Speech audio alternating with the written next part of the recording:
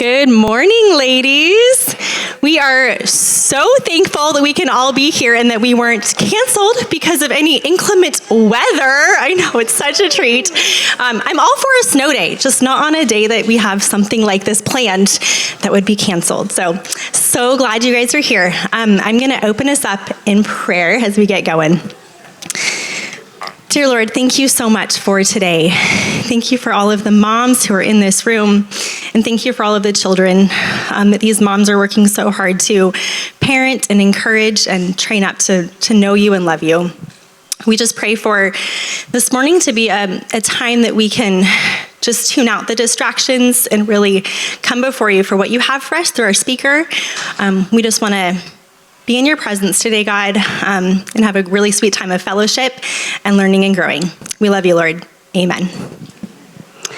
All right, at each of your tables, you will see there are 3 thank you cards. Table leaders, do you want to see if you can find those? There are 3 thank you cards. These are for our Kid Light workers. We're going to ask if 3 of you at the table at some point throughout this morning, if you would just be willing to write them a heartfelt thank you for watching our kids so that the rest of us can come in here and enjoy the morning together. So some point this morning, go ahead and find those cards. All right, good morning, ladies. Okay, so as I was preparing to share this morning, as it relates to Nourish and Flourish and parenthood, I was praying, asking God, what is it exactly that you want me to share? And while there are things that are easier to talk about, lighthearted, there's something that I feel like God is nudging me to share. And so being vulnerable and honest, I was like, okay, God, I hear you. I see what you're doing. So I was actually on the way here this morning driving my kids to school, and I decided to read this to them. And I have a 6 and a 9-year-old, and the 6-year-old just kind of giggles a little bit. You'll see why in this story. And my 9-year-old goes, "Wow, Mom, I can't believe you're going to share that with so many people." And I said, "Well, honey, Satan would want me to keep it quiet, but see, God might be able to use it for good. So just to set you up for something that may be vulnerable, but also hopefully God can use it in one of your guys' lives." So I think it goes without saying, though, being a mom-to-mom coordinator and up on stage sharing encouragement definitely does not mean I have this whole parenting thing figured out. I've been a mom for almost 10 years now, and I'm still learning and growing, and by the grace of God, forgiven and redeemed. So back to that little nudge I feel God leading me to share is the very thing that I hoped that I would never do as a parent, and that is to be quick to react with my voice and use yelling as a way to get my kids' attention when something doesn't go as planned, basically. So when we're in a rush in the morning, trying to get out the door, or I have a child who isn't listening to me, or when my boys are just being too loud and I am overstimulated, in order to get my point across, I start yelling in order to feel like I can get more order and obedience from them in that exact moment. So as a child, I grew up with a lot of yelling in my home, which is why I told myself I never want to be a yeller as a mom. And breaking that cycle has been really hard. So although I breezed through the first several years of parenting without this being an issue, there came a season where this started to seep into my motherhood, and it weighed heavy on my heart, and I felt very convicted. So as a human born into sin, I realized that I needed help, God's help, and forgiveness every single day in order to be the loving and gentle mother that I knew He created me to be. So maybe you didn't grow up with yelling. Maybe it was the complete opposite. Maybe your discipline was silent. Perhaps maybe instilled some guilt or fear or shame. But best case scenario, God blessed you with a healthy upbringing and a beautiful example of gentle parenting for you to then share with others. Regardless of what you've experienced in any area of your life, cycles can be hard to break. But with a close, intimate relationship with the Lord, awareness, tools, and support, there's so much hope for change. And that is, of course, in all areas of your life, not just parenting. I've been intentionally nourishing this area of my life for the last few years now, and I feel the Lord is really showing me what it can look like to flourish as a gentle mother. I still mess up and I have to ask my children for forgiveness way more than I'd like. But they know that Mama is trying, and they are so sweet to give me so much grace and forgive me every time I ask for it. I want to build my children up and not tear them down because of my own internal triggers. There are 2 Proverbs verses that are short and simple, but powerful, that I pull out of my pocket when I'm feeling powerless and needing to gain control of my voice. And those are Proverbs 15:4. The gentle tongue is a tree of life, but a sinful tongue crushes the spirit. And Proverbs 16:24. Kind words are like honey, sweet to the soul and healthy for the body. And my children love honey. As a mother who has been given beautiful gifts from the Lord, I want to show them that they are treasured by me. So I'm really looking forward to hearing what Amy has for us today, so I can learn even more on how to do this job well that the Lord has entrusted me with. Thank you so much, Brittany. Yeah, we really appreciate that. It's really hard to find yourself doing something as a mom that you told yourself you would never do. And dare I say that we all relate to that in some way. I really love what you said about how the 4 things: closeness with the Lord, awareness, tools, and support will bring hope for change. I absolutely agree with that. Together, those things provide nourishment that will help us break those cycles that we all have in some way so that we can flourish as moms. Which leads me to our speaker, Amy. Another Amy. We have 2 Amys today. Amy's going to be sharing with us some tools and supporting us as moms so that we can hopefully find some nourishment and flourishment in parenting. So we get to hear from Amy Nyvall. Let me get all my notes out. Amy is a local wife and mom who lives in Oregon City. She homeschools her 3 kids, and she co-directs a co-op for homeschool. I've actually known Amy for a couple of years now. We met through a local homeschool community, and our mutual love of studying God's creation through nature has turned into a friendship that consists of texting each other pictures of wild mushrooms, moss and lichen, and animal tracks. Our text thread is really fun. Don't worry, she's not going to go into all of that today. She's actually here because she's a parent coach with Connected Families. They're a Christian ministry focused on equipping parents with a biblical framework for parenting. As a parent coach, she walks alongside families that are facing a range of parenting challenges, supporting them with practical tools and encouragement, while ultimately equipping them to receive and then share the gospel. Amy also introduced me to Connected Families this past year, and it's been a really valuable resource for my household. Recently, I've even had some coaching sessions with Amy where she's been able to provide direct insight and wisdom to specific situations that have been coming up within my family. I so appreciate her heart to nourish the God-given strengths of all kids, every child, and all of their differences so that they can thrive, while also nourishing parents with truth as we navigate the challenges of parenting so that we too will thrive. With that, let's welcome Amy Nyvall. Thanks, ladies. That was beautiful. Thanks, Christina.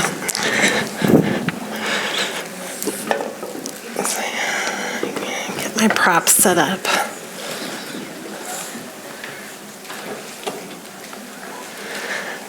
Good morning. Wow, you guys made it.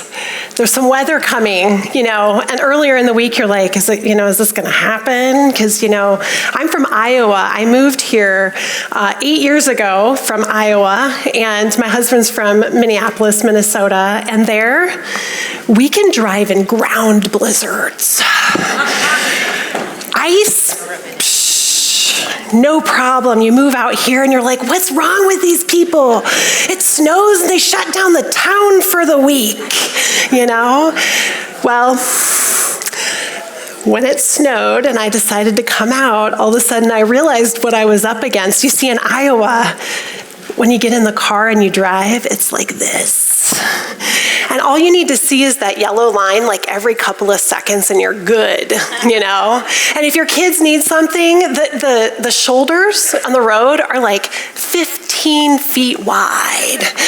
And if for some reason there is no shoulder, there's a cornfield, at least an entrance like 15 feet in front of you, you know? So you're like good. But here, it's not the ice and the snow, it's the roads, you know, it's like this, right?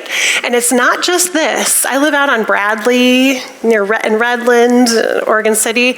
It's not this, it's this and that. You know, you gotta watch out. So like, we made it, we're here, the weather's not coming, stay cozy when it does come, stay home, stay safe. But you know, getting out of the door in the morning, it's like a thing, right? So like, give yourself a round of applause that you made it here. Take some breaths. You're settled in. Thanks to the coordinators and all the people that make this amazing day happen once a month. The people doing the childcare, there's so much that goes into it. But yeah, getting out of the house in the morning is a thing. And I remember when my kids were little, it's like some days I needed to get out of the house and nobody wanted to budge, right? And then if they were budging, it was like herding cats, you know? And then it's like I get the baby ready, I get the toddler ready, or the big kid ready or whatever, and then the toddler has to go potty. And one of my kids, when they were learning to go potty, they were the kid that just didn't go potty. They like had to take off everything, like socks. Mommy, I'm in potty. I was like, good job, we gotta go, you know. And then there were other days where everybody wanted to get in the car and go, and they got in the car way before me, right? And I know Summers, my neighbor, Summers here today, when you heard the car alarm, you know, like all the kids got in the car by themselves and they were in the car and everybody heard it. Karen's my neighbor too. She's out in the childcare. So yeah, getting out of the house is a thing. And I'm so happy that you guys are here and I'm so excited to share with you. You see, here are my lovely people today. It's a little easier to get out of the house these days. And yes, they often do beat me to the car. My sweet daughter, June, she's 13, Hudson's 8, and Parks is 10. And you see, I moved here 8 years ago, and before I moved here when Hudson was 4 months old. When I lived in Iowa, I had a sweet group kind of like this. We called it Sit and Sip.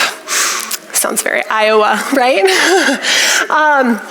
And I had so much great support, and I was a journalist by profession. I had my first when I was 29, and so I read all the books.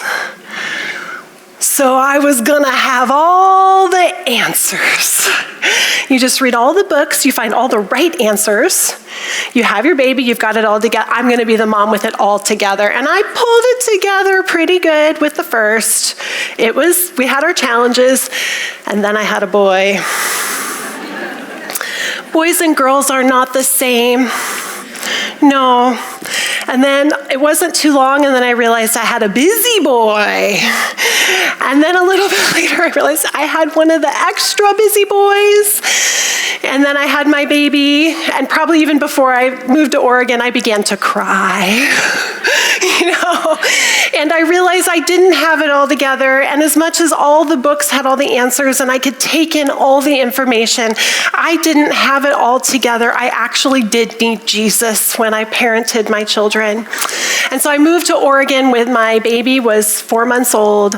I had a 2.5-year-old and a 5-year-old, and cut off from all my, not cut off from all my family, but that connection and that closeness that we had in the Midwest where everybody knows everybody. I didn't know anybody out here, and I didn't have this. And challenges began to come, and the stress began to build, and I didn't know what to do, and I didn't have a break, and I had some family tragedies that happened, and I had some health issues, and you can see that my cup began to fill, and I didn't know what to do.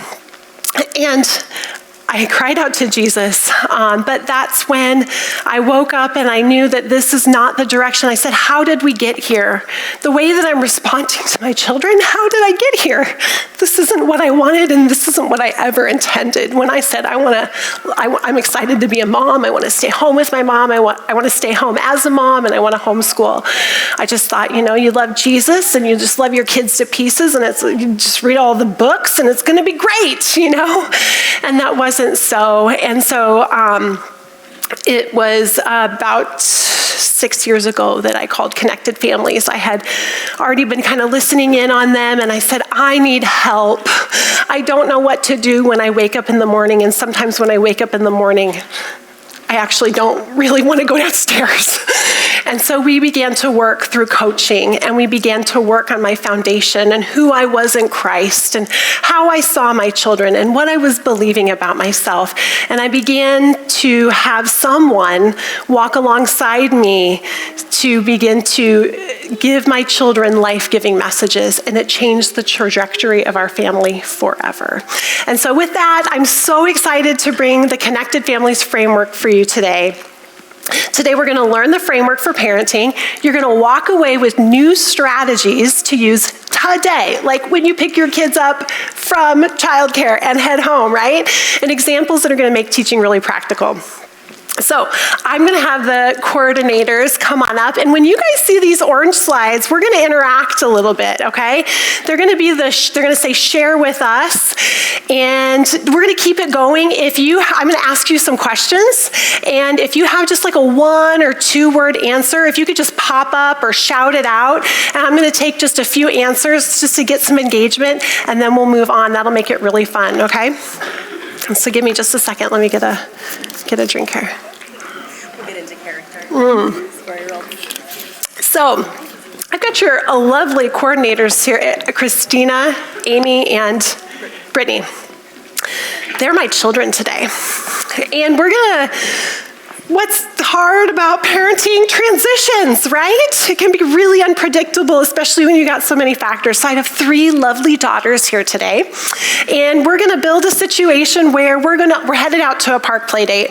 And this particular park play date today, we kind of need to meet the other family or families kind of on time, like ish, because it's a big park and it's hard to connect. And we're just kind of getting in on that time, and they're playing, and I say, hey, we need to leave, but the baby has a blowout. Okay, so I've got four children here. The baby has a blowout. I need to go change the baby. So girls, I'm gonna have you get your shoes on and your coats on, and then just sit by the door and you can play quietly, and when I get the baby changed, we're gonna head out, okay? So that's the situation. We've got some kind of stress building up. There's a lot going on. Feeling hurried, feeling late. We need to get out the door. Let's see what happens. Now I'm gonna give you kind of a typical response. Now this wouldn't ever happen in your home, probably in your friend's home. And I want you to think carefully about your friend's home. And what goals am I trying to accomplish, okay? And then what messages am I sending to my children in them? I want you to think about that, and we'll talk about it when we're done, all right? All right, okay, girls. Oh, you're playing so nice, but I want you to get your shoes on and your coats on. We need to get to that play date today. I gotta change the baby, okay? And then I'll be out and we'll go, okay? Right away. Okay, baby. Okay, got that mess clean. Oh, now you spit up on me. Oh, okay, gotta change my clothes now. Okay, oh, we're running late, but the girls are gonna have all their stuff ready. It'll just be fine. Okay, here we go. Girls, where are your shoes? Where are your shoes? The baby and I are all ready. We've got to get to... just have to get to 10 in a row. Okay, that's fine. But your shoes, you got to get your shoes on and your coat on. We have to go. No. Did you hear me? What did I say? Yeah, you're always having us do boring things. Excuse me, I'm taking you to a play date. This is for you, not for me. Get your shoes on. Oh, yes! Okay with me? You know what? I don't deserve this. Do you know what respect is? We're going to have some conversations about respect. Get your shoes. Okay, no. I'm going to get your shoes. I'm in the car. Get in the car now. All right, give them a round of applause. Nice job, ladies. Thank you so much. We'll come back to that. But right now, what was I trying to accomplish? What were my goals? A couple people want to shout out or raise their hand, be brave. Get everyone in the car. Get everyone in the car. I wanted you to listen to me. That's what I told you to do. What else were my goals? Get there on time. We want to teach them timeliness, right? We want to be on time. That's a good example to our children. What were my goals? Who else? One more. Yeah. You want to do something fun for your kids. Yeah. We want to have fun. We want to have a good time together. We want to feel connected. Anybody else? You wanted it to be perfect. We wanted it to be perfect. Did you hear me say, I want respect. I want you to speak to me well. These are the goals I want. And these are the goals that all of us want. Do I hear an amen? Respect, obedience. I want children that will listen to me. I want them to be responsible. I gave them some responsibility. Why didn't they take it? Considerate, self-control, timeliness, right? But in my effort to accomplish my goals, what were the messages that I was sending? So if you could fill in the blank, child, you are what? There's a message being sent in every communication. What message was the child receiving? Christina and Brittany and Amy, what were they receiving in this parenting situation? Who wants to be brave? What was it? Frustration. Frustration. Child, you are frustrating. Not important. Child, you are not important. Failing. Child, you're failing. You're not meeting expectations. Child, you're disrespectful. That's what they're hearing. So if these are the goals that we want, respect, obedience, timeliness, self-control, and these are the messages our child is getting, child, you're disrespectful. You're not listening. You're lazy. You're naughty.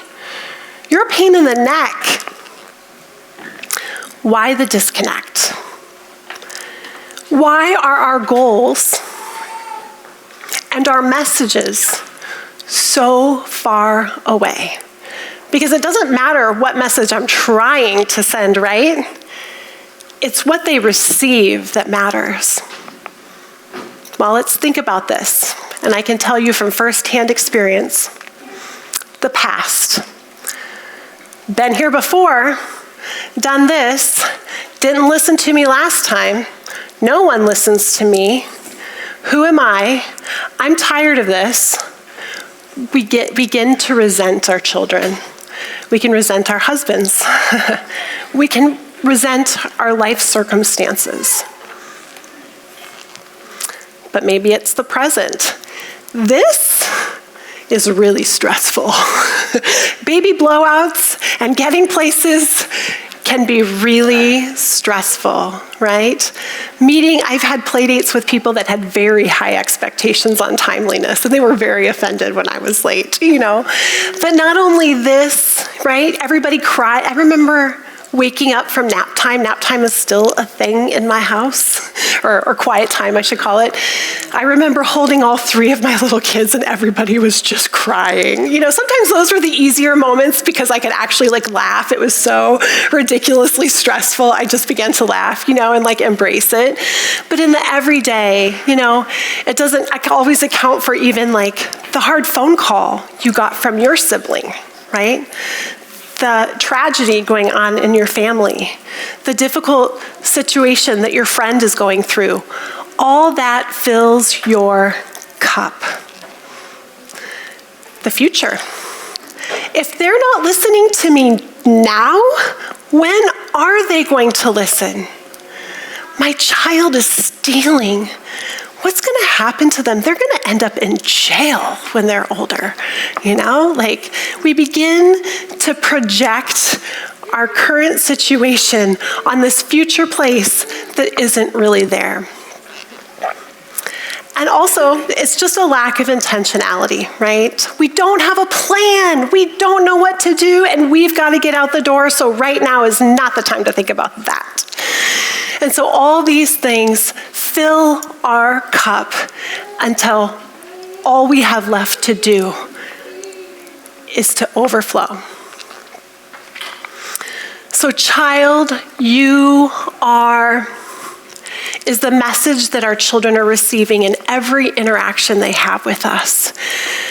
And these messages that we send them at Connected Families, we are all about the messages, offering our children life-giving, identity-forming messages. Instead of just managing behavior, now we're offering identity formation. What does our Father in heaven think of us?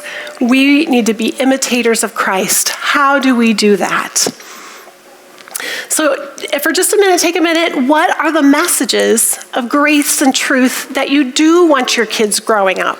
So if you could answer the question, child, you are with grace and truth, what would it be? Loved. Enough. Heard. Child, you are enjoyed. Child, you are beloved. These are ones that my coaching clients and I have come up with, and some of them are from my own family. Child, you're important, you're valuable, you're capable. Child, you're unique. You're on our team. Child, you're amazing. And you're created for a purpose. Child, you're loved by God. Child, you're under grace. You're a gift, a miracle. Child, you're accountable. You're not alone. You're worth my time. Child, you're a key part of our family. You're special, you're wonderfully made, and you are beloved.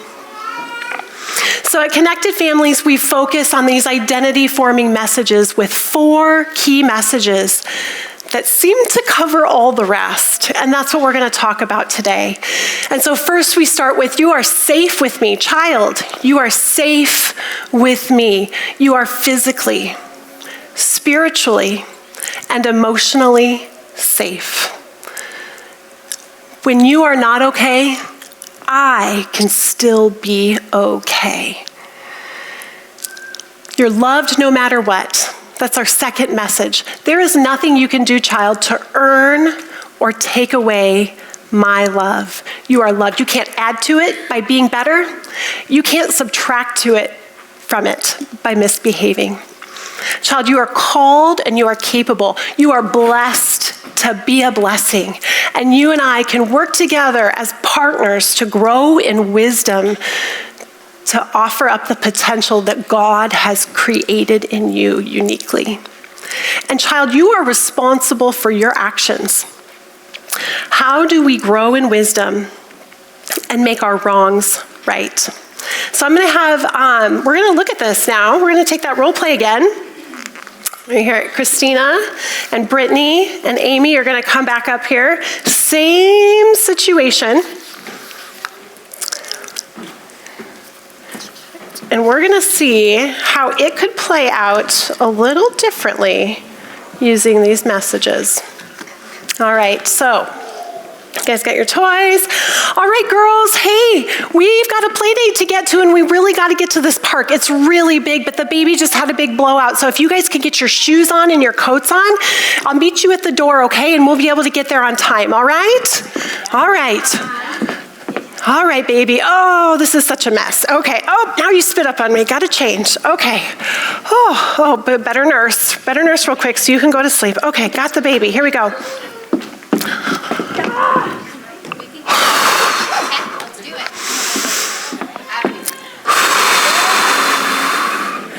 Okay, Lord. They don't have their shoes on. No. Again. They're really busy and they're not going to want to go. Can you help? Help me, Lord. Okay.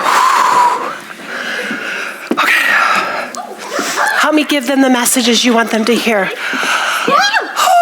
Girls. Yeah. No, I don't want to go.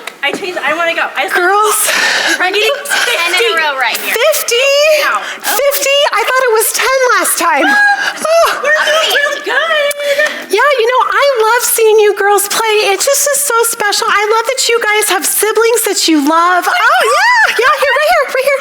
Okay, right here. Okay, yeah, good job, right here. But what did I ask you to do before I went to change the baby? You always ask us to put our shoes on. I know, because I know you can. Good job. You've been learning to tie your shoes. My 6-year-old, you're doing such a good job of it. Would you like to get your shoes, or should I?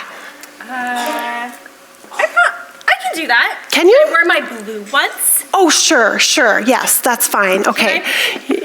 Yes? Bring him to the car. Yeah, that would be fantastic. Okay, now, are you ready to get in the car, sweetheart? No. Okay. I see. You seem a little anxious about our play date. I know that this family is not your favorite family to play with, and you have a hard time. You know what? What if I get your shoes for you, and we get in the car, and I know you love car ride fun. Mommy doesn't like that CD, but I know you do. And we could play that CD, and after your favorite song, how about we talk about some ways that I can help you feel better when we get to the park? Okay. Okay, all right, girls. I'm going to get the baby in the car, and I'll meet you in there, okay? All right. Give them a round of applause. That go a little different that time? Sure, it's a role play. I didn't actually kind of know what was going to happen, but let's unpack that a little bit. Oops, I pushed the wrong button. There. What messages were communicated differently this time? If you were to say, child, if in my interaction and in my parenting moment that I had here to get the kids in the car, now they were pretty easy on me, I'll tell you girls that. You were pretty easy on me. But nonetheless, I came into it a little differently, didn't I? What messages were communicated differently? If you said, child, you are, what did they hear this time? Capable. Worth my time. Worth my time. Capable. Heard. Valued. You love your sibling. That's right. One more over here. That's capable. Those are things. Are these the messages that we want our children to hear? Now, these are hard things to do. It takes some work within us, and we're going to talk about each of these messages when we come back. There is a handout for you guys that hopefully you found it, that you can be tracking with me. We're going to go into 15 minutes of your small group time together for you guys to kind of unpack it in whatever way you need to. I've got 3 guiding questions to get you started. What was helpful about seeing the 2 role plays? What identity forming messages do you want to communicate to your children? And what can make this difficult? And we'll come back and talk about that when we're done. Now, after the 15 minutes, one of the coordinators will come back, and there will be a 10-minute break that you guys get to enjoy together. You guys are so blessed. So if you guys just want to hang out together during that time until we've released for the break, that would be great. All right. All right, we're back. It sounds like you ladies had a fantastic time sharing and connecting. I'm so blessed that you guys have this. I go to Abundant Life in Happy Valley, and I'm like, you ladies, we need to do this. We need to do this for moms. So I hope you had a fruitful time kind of unpacking some of those messages. And that was your 30,000 foot view, okay? So we're going to dive a little deeper here. So our first message that we're going to talk about today is you are safe with me. You're emotionally, you're physically, you're spiritually safe with me. You're saying, even when you're not okay, I can be okay. But that is asking a lot of us sometimes. You see, a lot of us didn't have those calm, cool parents when we were growing up. Maybe you came from a long line of yellers, or maybe, like me, even harder. And And so there's something in us. And when stress, even when we know, even when we've had, maybe I had this great college experience where I had a fantastic church and I had fantastic friends and I got married and I had a fantastic marriage and I was safe and I kind of had it all together, And so it just felt like at 29, it was the right time to have a baby, and it was just, I read all the books, like I told you, and it was just going to go. But when stress happens, when that resentment and that stress and that cup fills, sometimes that cup is so full and we don't have a plan, we go on autopilot. And the hard thing is, the hard reality for some of us, if you're like me, is that autopilot, not because we intend, but because it's how our brain remembers, can sometimes go to what we experienced when we were children. So I'll never be like my mom. I'm like my mom, right? But the beautiful thing is that we can grow. And Jesus is with us and he can change our hearts. And this is the work that we do within parent coaching. We work in these areas that you specifically need to work on. And Connected Families has so many more resources, but we're just going to kind of go through them a little more quickly today with just a half hour left. But it's our foundation. Our foundation is where we start. We know from the Bible that you do not want to build a house on sand, right? We know what happened to that house in Scripture. It fell over. But when we build a house on a solid foundation, we can build something really beautiful on top. And there's no time like now to begin to work on that foundation. And that foundation for your child is saying, you are safe with me. So think safety first. You can name 2 or 3 behaviors. If you take just a minute, name 2 or 3 behaviors that you're going to see today or this week that you experience all the time. But isn't it funny that when we get to them, we're so surprised, we're like shocked that it's happening again, Why are we so surprised? But we can think safety first when we approach it. And if we keep that in mind, that's our first priority, is to make sure that our child is getting the message, you are safe with me. We don't even need to worry. In coaching, we don't even talk about the other stuff until we kind of make sure that we have a good spot of you are safe with me, that we get it, and we have some ways to move forward in that. James 1:19 through 20 says, everyone should be quick to listen and slow to speak and slow to become angry. So that's right, our key message is kids learn best when they feel safe, okay? In order to think and learn, we work in our prefrontal cortex right up here. That's where our planning and our thinking, our tasks, our problem solving happen. So if you're a homeschool parent, it's really important that our kids feel safe so that they can be doing their lessons from this part of their brain. But what happens when you don't feel safe is that this part of your brain shuts down and you work back here, down. There's different layers of your brain as far down as your brainstem. And what we call that when your kid seizes up, if you've ever had that moment where you're so mad at your child and it looks that you all of a sudden look at them and they look like they're about ready to die, That's called fight or flight. And for some, it's even fight, flight, or freeze. Right? And so it's so important, those moments. And ladies, when those moments happen, God is there with us, and we'll talk about that, but we can take those moments and we can reconcile and we can move forward. But kids learn best when they feel safe.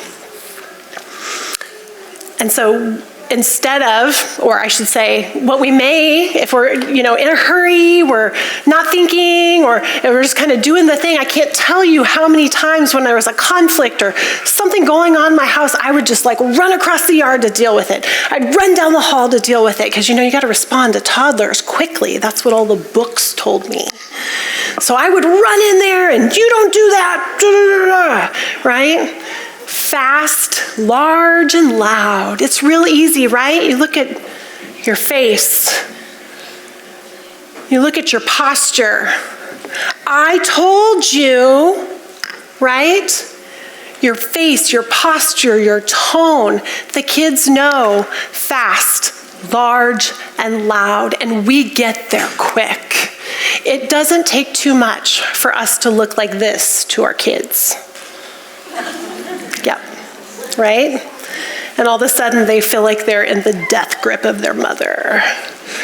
So instead of fast, large, and loud, at Connected Families, we say we can think differently, we can plan differently, we can walk into a situation differently, we can go slow, low, and we can first listen. Remember what James told us? What's true and how we ought to respond? We can be slow, low, and listen. And so maybe you can think about and plan. Again, this is that intentionality piece, and you can think about what could work for you the next time you see one of those behaviors that you know is going to happen, right? What could you do to get slow, low, and listen? One dad of teens says he laid on the floor because it's really hard to yell very loud when you're laying on the floor, okay? When I was at my wit's end and I was in coaching, and I was coaching with Lynn, and we were trying to find ways, like I was just thinking about ways, how can I get slow? Because, you know, it's like deep breaths, take deep breaths. That's what they all tell you, right? And I'd be like, I told you not to do that. That's about the best my deep breaths got. But I began to think, and I learned that motion changes emotion. Right? That's true for our kids. If we can get them to change their motion, we can get them out to play, right? But that's true for us too. Well, I was an athlete back in the day, and I knew how much I needed that physical activity, which, mind you, I was not getting in this phase of life. And my kids were not safe to be left alone. I couldn't even take a walk. So I had to find a way to calm down. Motion changes emotion. One day, I went to bed with my workout clothes on. It wasn't to get up in the morning to work out. It was to be on my toes. You see, I was a volleyball player. And one of the best workouts was to go to the net. Any volleyball players in here? Yeah, you know what I'm talking about. Right here. Boom! You know, you go up and you reach the net, this deep lunge, and you reach up as high as you can. Now, I'm not jumping that high by this point in my life. But I told the kids when the conflict started to happen, I said, okay, kids, I see that you're having a hard time, and mommy's having a hard time too. I'm a little upset inside, but I want to calm down. I want to talk to you with love and respect, and I'm getting upset. So I'm going to go over here, and I'm going to do 10 volleyball jumps, and then I'm going to be over there to help you, okay? Because safe doesn't always mean quiet when you're working through stuff.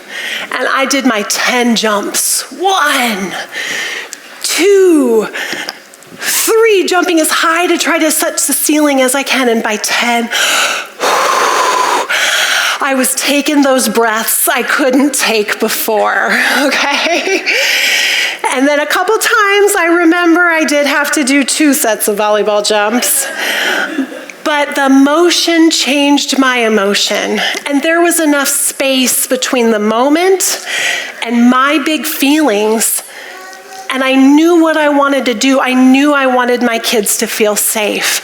And so I had enough space that I could come to them and say, what's going on here? It looks like we're having a hard time. There's another mom in the Connected Families community that used lotion. She's renowned for this cartoon her daughter drew that I'll show you in a second. But when she had a hard time with slow, low, and listen, she would go over and she'd walk over and she'd get the lotion. And she could just take a minute, take those breaths. It's a good praying stance. Lord, help me. I want my kids to know they're safe and loved, called and capable and responsible. You can pull those fingers. Motion changes emotion, and so does lotion. Sometimes she said she had to go for 2 rounds, but she came over and she could say, okay, let's talk. Well, after some coaching sessions, her daughter kind of got the hang of this, and she wrote a little cartoon to explain how this went because she caught on. You see, before the lotion, she was pretty big, right? Look at that posture. Her teeth were pretty big. That, the look, that frowed brow, she's got the roar. The daughter's really small and quivering, and obviously she's mad. But then she got the lotion. You can see she's probably praying there. She's got some big movements. And then all of a sudden, the child's a little bigger. Mom's kneeled down. She's got a smile on her face. She's all real friendly like. We need to talk, sweetie poo. We're still not sure why she's missing a tooth. This mom, like I did, began to ask first. Oops, that's the pointer. Instead of, in this situation, what do I do? We begin to first ask, what's going on in me? And sometimes we have to ask the Lord to help us out because we're not always sure. And that's okay. And that's what your pastors are for, your women's ministry leaders are for, counselors are for, this awesome group is for, parent coaching works with that. But what's going on in me? That's what we ask first. And so we have a retake on the serenity prayer here. God, grant me the serenity to accept the people I cannot change, the courage to change the one I can, and the wisdom to know it's me. So take a moment and just quietly for a moment, ask yourself, what do you want to do in order to communicate the message, you are safe with me, to your children?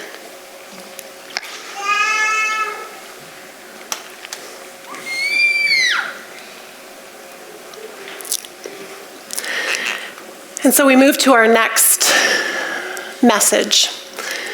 We've got this strong foundation of you are safe with me, but we move to you are loved no matter what. There's nothing you can do to earn my love, and there's nothing that you can do to take it away. Romans 5:8 tells us, but God demonstrates his own love for us in this. While we were still sinners, Christ died for us. So our key idea here is that misbehavior is the golden opportunity for true unconditional love. You see, our kids really can't experience unconditional love except for in misbehavior, when they've fallen short. We fall short of the glory of God, and he showers us with grace. Lord, help us to do that for our children. It's an opportunity. We've heard that before, right? Misbehavior's an opportunity. And so one way to do that is empathy. Empathy says, I get you. I hear what you're feeling. I see you, and I know that this is hard. Now, what it doesn't say is that I agree with you. But in that, we can begin to ask thoughtful questions. Not just any thoughtful questions, but thoughtful questions that evoke a yes response. Do you feel mad? Yeah. Did your toy break? Yeah. Did that happen when you were playing? Yeah. They don't have to be really deep, although they can, right?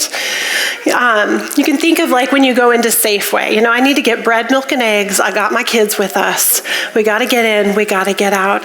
Mommy, I want some strawberries. They're $8 a pound. How can we respond with some, no. We're not getting strawberries. We're just getting bread, milk, and eggs. I want strawberries. Could we say, do you love strawberries? Yeah. Do you love strawberries or blueberries better? Strawberries. Yeah, are they juicy? What do you love about them? Are they sweet? Yeah. Do you love when we get them at the roadside stand in the summer? Yeah. I know. I want some too right now. I noticed they're $8 a pound. Would you like to look with me every time we come to the store and see what price they are and see when they can come down? Maybe we'll watch together. Yeah. Right? So here's a video of a couple in the Connected Families community that were really affected by this idea of you're loved no matter what.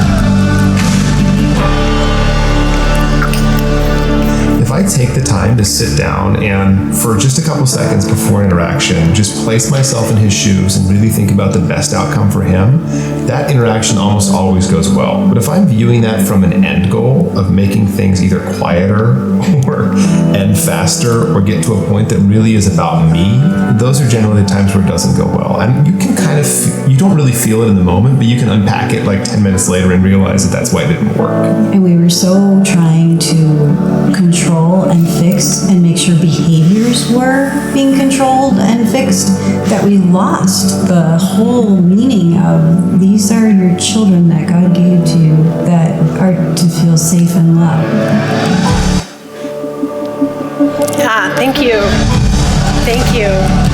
So we'll just take a moment here, and I'd like to ask you to think, just take a moment for yourself.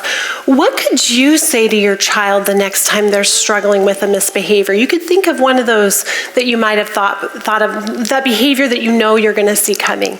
What could you see that expresses true empathy towards them? And what difference do you think that could make?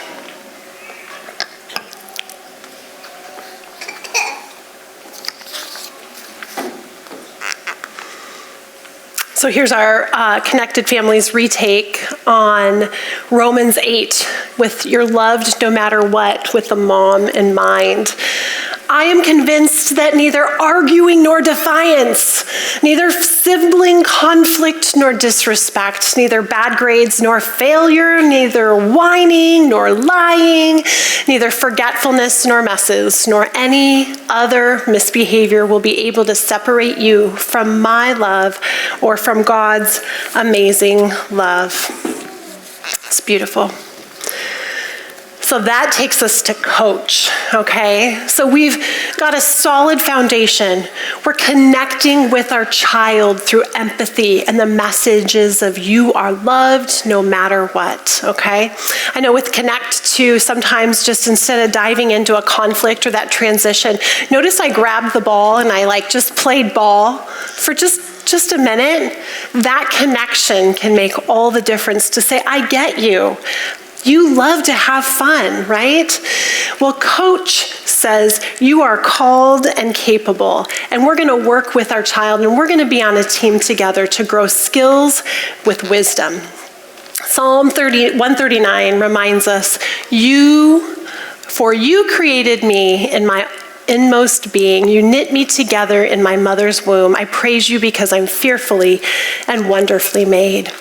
And so our key thought here is that I can find and build strengths in my child, even in misbehavior. All right? And so with this, we think of the idea, we look at our child from a potential viewpoint, okay? We say, what is the potential? What has God hardwired? What gifts has God hardwired in my child, even in misbehavior? There's a lot of misbehaving characters in the Bible, by the way. And when we see our kids misbehaving, we can look for the gift. And so we can see that it takes talent to misbehave, right? And I'll tell you about one of my kiddos. He is so smart.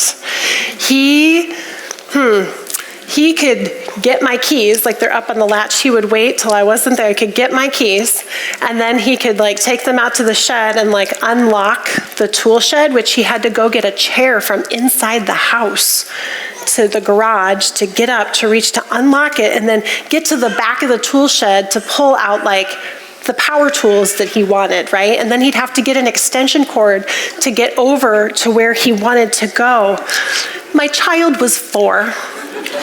Okay, so there's some strengths there, right? Some gifting, all right? Stressful. What are the gifts that have gone awry? Instead of saying, I have a stubborn kid, right? Or a strong-willed kid. Oh, the stubborn kid. We can say, this kid is a confident leader. We want to help them with these skills and their potential and build skills and wisdom so that they can use it for God's glory instead of misbehavior. So here's my question for you. What is the gift gone awry for whining? Hint. Raise your hand if you think you have some ideas. Consider a contrasting behavior. If you're whining, if you're not whining, you could be complacent or apathetic, passive. If you're whining, what's the gift that's gone awry? I want some milk. Can I have a snack now? Is it snack time? You said we could have snack time. You said that was 2 minutes ago. We could still have snack. Mom, the snacks aren't out yet. What's the gift? Talk up real loud. Assertiveness. This child is assertive. They are persistent. What else? They are advocating for what they need. They're hungry. Buddy, I'm so glad you know what you need. Wow, you're persistent. You know what you want. You communicate. You have a lot of words. Now let's work together so you can use your words in a way that honors the people around you. Oops, I went backwards. What about the gift gone awry for messes? Do you have one of those kids that can walk into the room and then an explosion happens? Right? Who's got one of those kids? Creativity. What is the gift here? A couple more people. What's a gift? They're exploring. They are. They're not afraid to try things. Anybody else? What's a gift for messes? I want you guys to think. They're innovative. They're creative. They could be focused. They could love the toys they got for Christmas. These are wonderful things, right?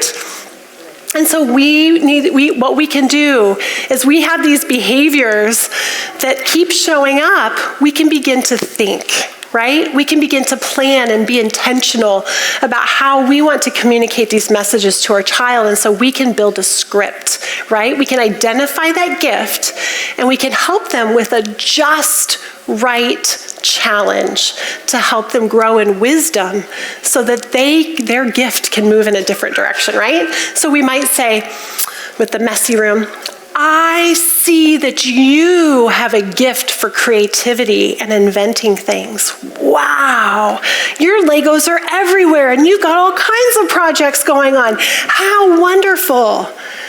But how you're using that gift right now is not very helpful for having company over in about 20 minutes. How can we work together to pick this up right now? And then maybe I wonder how we can work together to organize your things. What does that child need to accomplish the goal and use their gifting in the right direction? For a family dynamic, a boundary, or whatever it might be. So if you're called and capable, we're going to build wisdom. We're going to solve problems together. And one way to do this is to offer 2 choices. Well, if you know how you want your Legos picked up, do you think you could pick them up in the next 5 minutes? Or would you like mommy to help you? Would you like mommy to pick up over here or over there while you're picking up your creation? Right? You can offer 2 choices. You can take where your child is, and sometimes we walk in there and say, you clean this mess up right now or you're not coming out for dinner. right? That's probably for the age of your child not going to work too well. And we say, what would be a just right challenge to tap into the potential of our child, to tap into the skill set that they have so that they can feel called and capable. And when they succeed, guess what's going to happen? Yes! And they're going to want to do it again, right? But when we set the bar so high that our kids can never reach it, it outstrips their capacity, that's when meltdowns happen. So there's my buddy. Just so you know, my husband dug this picture up for me, and it was taken at 5:40 in the morning. And the bigger story behind it too is that he would get up at all hours of the morning and just be ready to go, right? And so I'd catch him with the big block of cheese and a butcher knife on the floor, and persistence is one of my stories is I caught him in the middle of the night. This is in that kind of 4 or 5 age time, and he had stacked 3 of our IKEA grade kitchen chairs on top of one another to get the marshmallows at the top of the pantry, okay? This is at 3 o'clock in the morning. And he told me the day before I put those up there, he's like, Mom, I'm gonna get those marshmallows. And I'm like, well, buddy, they're for our fire night this weekend. I know, but I'm gonna get them. And I'm like, honey, just whatever, clear up there, and he's this big. And then at 3 o'clock in the morning, he's scaling the wall, And so anyway, this was we were trying to get him to sleep in, everybody's like, oh, I've got a light. My kids, when I turn on the green light, my kids know to come out of their room because their light turns on. And I'm like, no lights work for my kids, no way. And so I'm like, okay, buddy, if you can stay in your bed until 5:30, we will wake up with you and get the power tools out. Okay.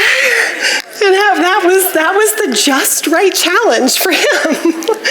So there you have it. So to ask yourself, what strengths do you see in your child's misbehavior that you could affirm and guide towards good purposes, right? We got to find those strengths. Check my time here.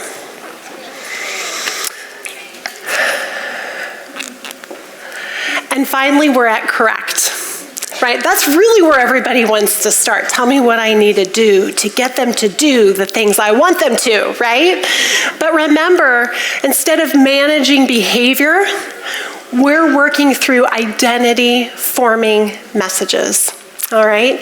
And so once we get to coach and correct, you see, really coach and correct are the most powerful when we've laid that foundation and we have a connection with our child. When they know that they're safe with us and that they're loved no matter what. And those aren't just messages that we're trying to communicate, but we've spent so much time within ourselves saying, what's going on in me? And truly giving them the message that not that we're giving them, but they're actually hearing. They want to partner with us in this called and capable and responsible. And this you are responsible for your actions says that it's your responsibility to make it right. And so that cloud of misbehavior that we work with on a daily basis, here's typically what happens, right? Punish. That's how I thought it was supposed to go. If you just make it as painful as possible, they must be able to get the clue that this isn't a good thing to do, and they'll stop doing it, right? No. And so resentment builds, stress and anxiety builds, and then we give in.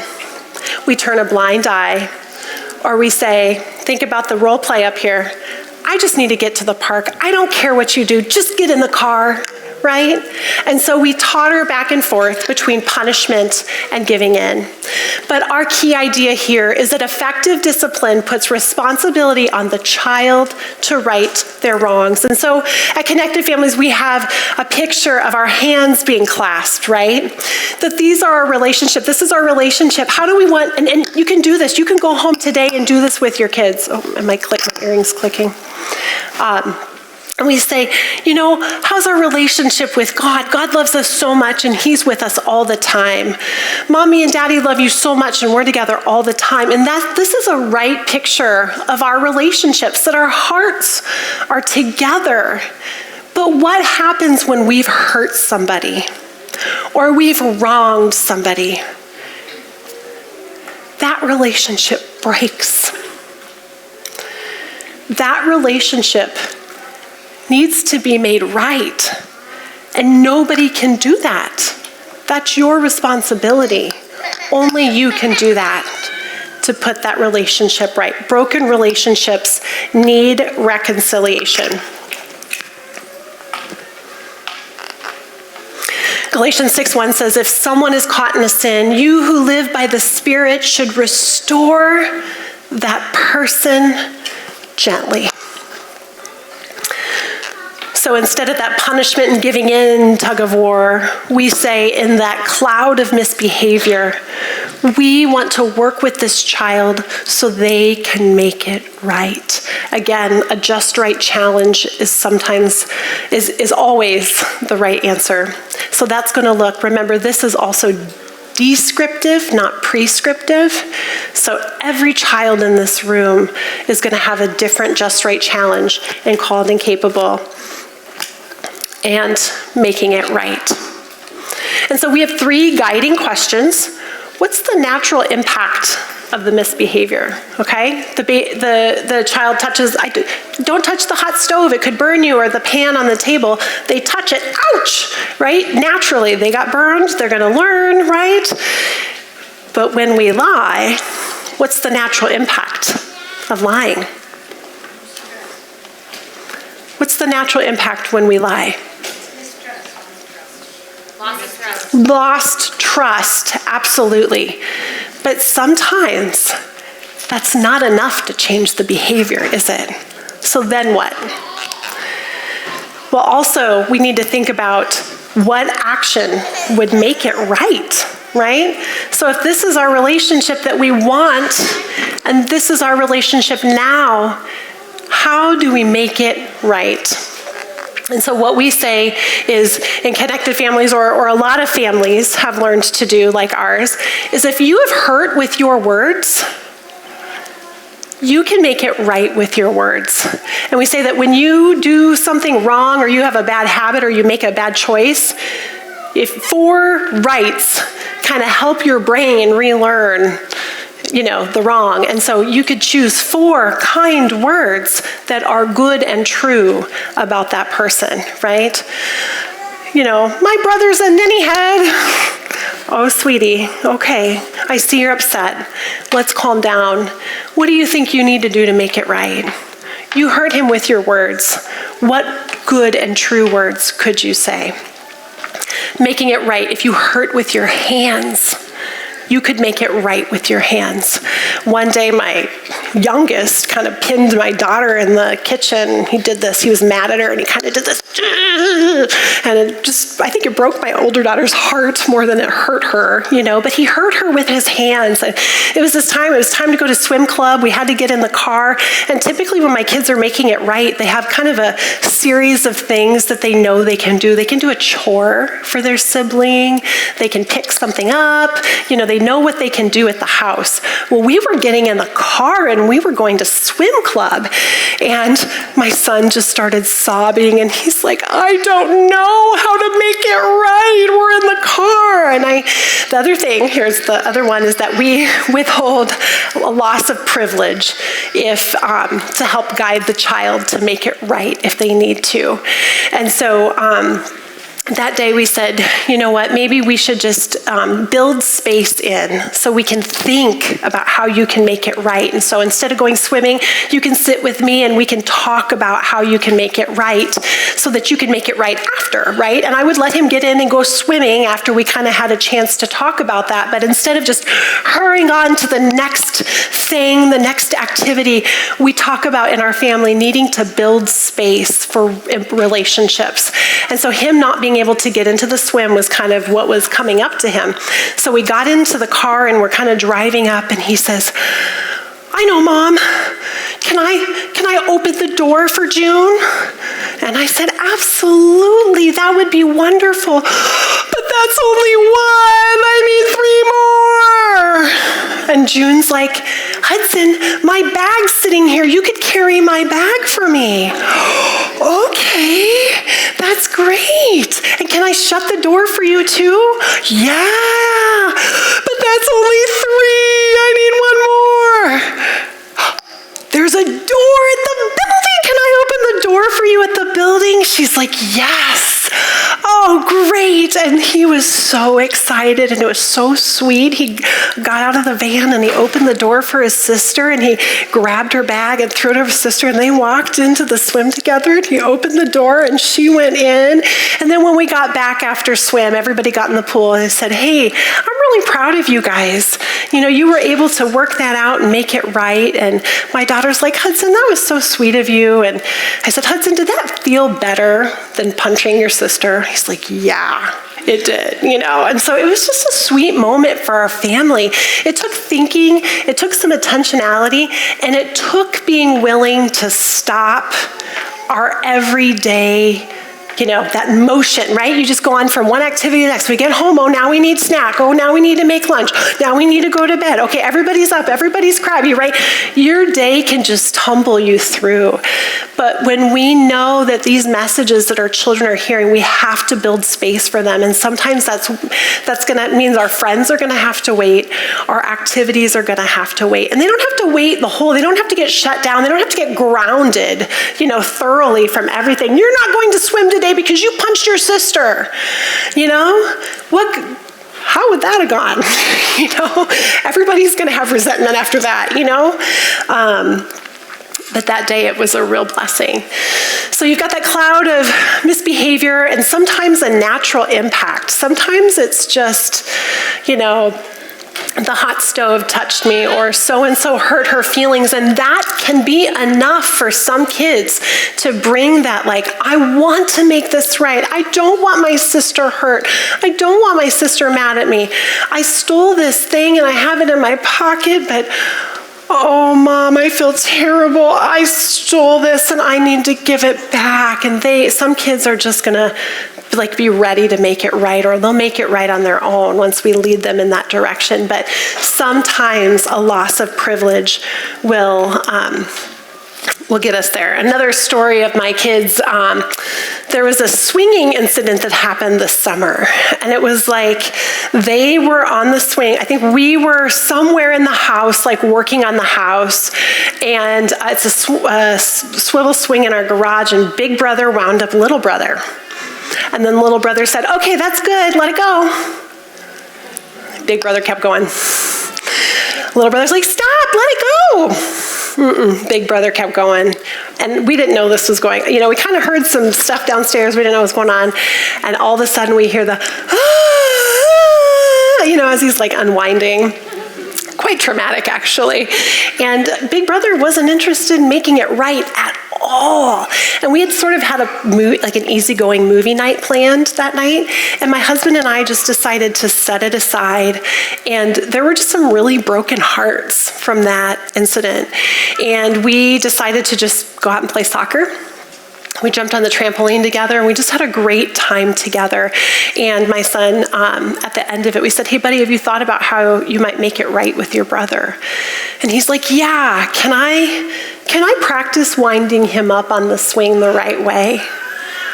Yeah, and mind you, sometimes if the kids don't know like an idea, you can ask the other person, right? You say, what would help make this right? You know, or I don't know, well, we can give them ideas. Would you like to do this or this? And sometimes you have to brainstorm, but the point is that the punishment is not to hurt them, but that a reconciliation can happen. And so there they are. They had just a great time, and it was a really beautiful reconciliation. And they giggled and they laughed. And he's like, I'm going to wind you up. And then he had to practice saying, okay, stop now. And he said, okay, you know, and it was really sweet.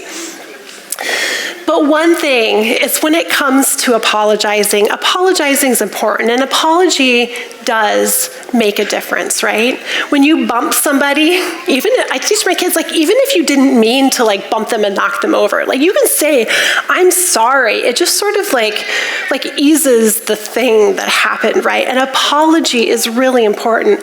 But we teach our kids that you need to mean it, right? Why should you never force an apology? Ideas? It's not true. It's taught lying. Never force an apology.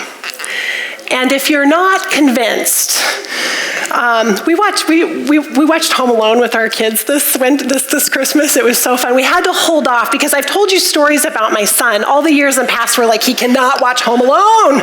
Like he's capable of all these things, right? But this was the year, and we even watched Home Alone 2. It was like the best. It was Home Alone 2 is just as good. It's like from my era. Like Macaulay Culkin is like my age, right? And so if you don't know Home Alone, go watch it, okay? Anyway, here's Buzz, his older brother. And if you don't know this story, it's at the beginning, and this is when he's lost in New York, and they're on the risers for like the Christmas program. They're in like choir suits, and Macaulay Culkin has a solo. And he has this beautiful angelic solo that is singing, and his big older brother, Buzz, puts the like candles that they're holding like in his ears, and then the whole audience starts laughing. And then Macaulay Culkin realizes what's going on, and he like shoves his brother off the risers. And of course, there's this like huge like domino effect. Like even the piano teacher like falls over backwards, and it's just like this big mess. So they get home, and his mother made them apologize. Here it is. The salt turns the bodies into mummies. That's the clip before it. Wow. I think it's 157. There it is. Ladies and gentlemen of the jury. This is his apology. I'd like to apologize to my family for whatever displeasure I might have caused you. What? My prank was immature and ill-timed. Immature or not, it was pretty golden and hilarious. I'd also like to apologize to my brother. Kevin, I'm sorry. Oh, Buzz. That was very nice.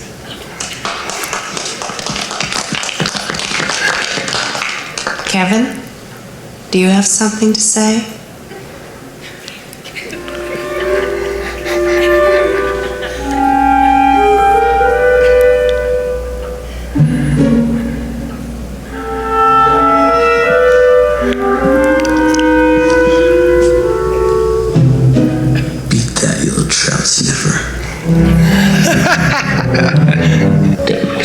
That's good. That's good. Thank you. Yeah. So there you go. Totally insincere apology, right? The hearts were not mended until the end of the video, if you will. But anyway,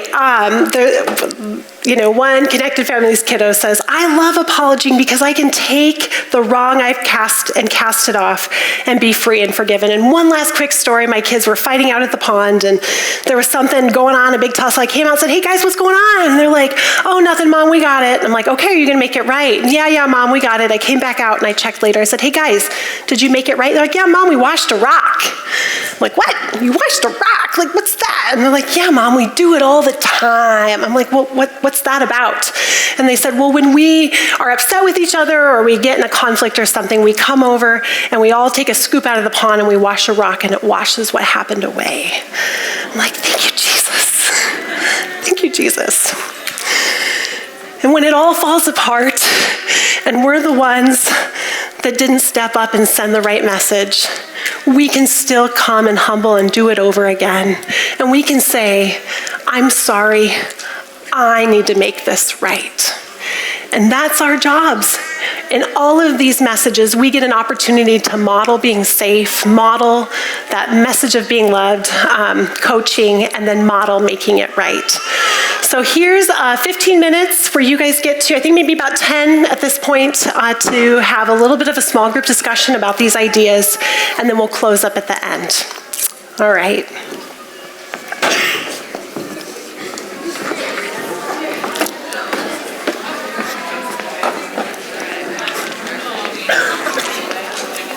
Went a little long. No, it's fine. You have room. Okay. My phone. Oh. I'm hot.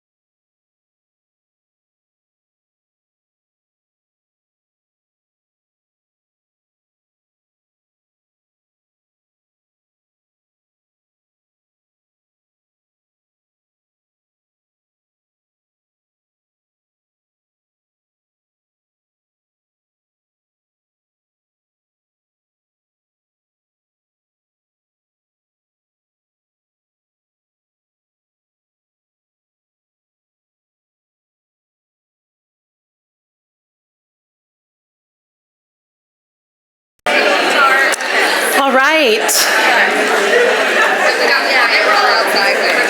I hope you ladies had a beautiful morning. I remember when I first heard these ideas for myself, it changed everything. It opened up possibilities for me to share the gospel with my family that I wasn't able to do before. And it opened up healing for my own heart in ways that wasn't possible before. And so I'll be praying for all of you as you go and you connect with your family and with each other. You have a beautiful community here to work with. And just remember that Connected Families it's actually a worldwide organization. There's coaches all over the world. I had people from Singapore and Finland in my coaching cohort last year. So last year I went through the intensive training, the year-long intensive training to be certified to be a certified Connected Families parent coach. And so you can visit us online at connectedfamilies.org. There is so much information and there are so many free resources. If you want to connect with me and you're just like, hey, like I've got some challenges and I'm kind of like wondering about this, just let me know. That's my email address, amynyvall@gmail.com, and I'd love to hear from you and help you kind of navigate and point you. If coaching is for you, that's fantastic. If any of you do decide that coaching is something that could be helpful for you, let me know that you are here today, and I've got a little discount for you and a coaching package. And we just have books. I think we're going to raffle off one here today. There is a fantastic podcast, okay? I think the podcast I helped out with was 112 and daily sensory rhythms, if you want to hear a little more from me. But the online courses are fantastic. There's actually small group courses that you guys can get together and go through together. So Discipline That Connects is the flagship course that goes through the framework together. And those are beautiful times together. The Sensitive and Intense Kids course is near and dear to my heart. I have some guest appearances in there. And if you're in that class of sensitive, intense, double exceptional learners, you've got a lot of energy going on in your home, this is a big course and it takes you through all the things to help support you, to understand your child, to understand yourself, and to get some resources and tools. Some of what we talked today, but there's so much more. So that's our book, and just so happy to be here with you guys. I just hope you are blessed by what you heard today. Let's thank Amy. Yes, thank you. Man, we got some good practical tools and resources and so much content. You guys all have permission to do 10 volleyball jumps in the parking lot as you're loading your children in the car. I might be doing that. So if you see someone, that's what's going on.